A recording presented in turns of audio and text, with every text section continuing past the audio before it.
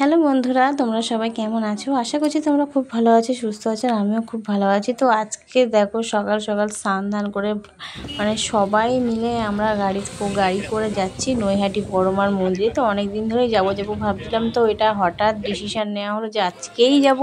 তো চলো আমরা সবাই মিলে পৌঁছে গেলাম। তো এটা হচ্ছে নৈহাটির ফেরিঘাট। গাইস।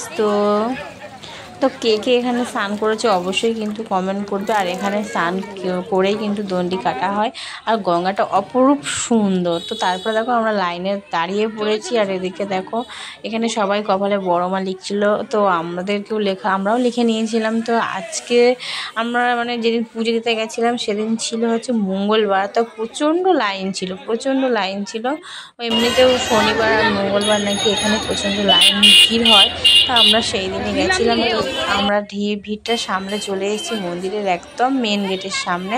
আর এই যে চেলি কাপড়গুলো দেখছো, তো এখানে অনেকে তো মানসিক করে, মানে এটা বেঁধে দিয়ে যায়, গিট বেঁধে দিয়ে যায়। তো তারপরে দেখো আমরা মন্দিরের ভিতরে প্রবেশ করছি। তো গাইস অসাধারণ সুন্দর এটা। কে কে গেছো অবশ্যই কিন্তু কমেন্ট করে জানাবে। আর হ্যাঁ, নৈহাটির বড়মা হচ্ছে ধর্ম যার যেমনই হোক না কারণ নৈহাটির বড়মা কিন্তু সবার, আর সবারই মনের মনস্কামনা কিন্তু পূর্ণ হয়। ওনার দরবারে গেলে কেউ কিন্তু খালি হাতে ফেরে না, এটা আমি নিজে প্রমাণ। তো আশা করি যে যেটা চেয়েছো সে হয়তো সেটা পেয়েওছেও। তো আমি সবাইকে রিকোয়েস্ট করব সবাই একবার এই নৈহাটি বড়মার মন্দিরটা যাও। তো চলো মন্দিরের ভিতরে যাচ্ছি। তো মন্দিরের ভিতরেও কিন্তু প্রচুর ভিড়। তারপরে দেখো গাইস মানে পুজো দিতে চলে এসেছি।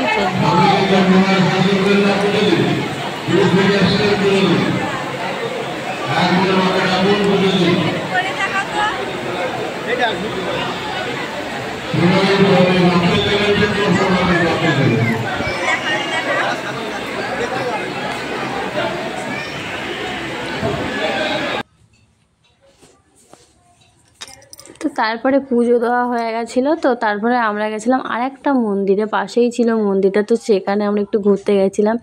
তো সেখানের মন্দিরটা তো খুব সুন্দর, খুবই সুন্দর দেখো গাইস।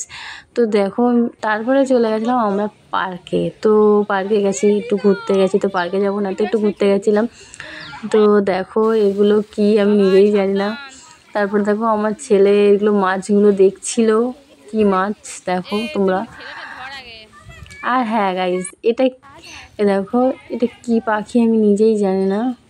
অনেকে বলছিল নাকি এটা ঈগল।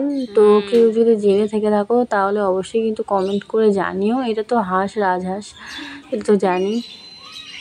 তো কেউ যদি জানো তাহলে অবশ্যই কিন্তু কমেন্ট করে জানো। তারপর দেখো ছেলে খেলছিল পার্কে, এগুলো নিয়ে পেয়ে খুব খুশি হয়ে গেছে একেবারে। তারপর এটা যে কী পাখি সেটাও আমি জানি না। যদি কেউ জানো অবশ্যই কিন্তু কমেন্ট করে জানিও এটা কী পাখি, সত্যিই আমি জানি না। কিন্তু দেখতে দেখো কতটা সুন্দর, কতটা লম্বা। তারপরে দেখো ওরা তিনজনে এখন খেলতে ব্যস্ত হয়ে গেছে,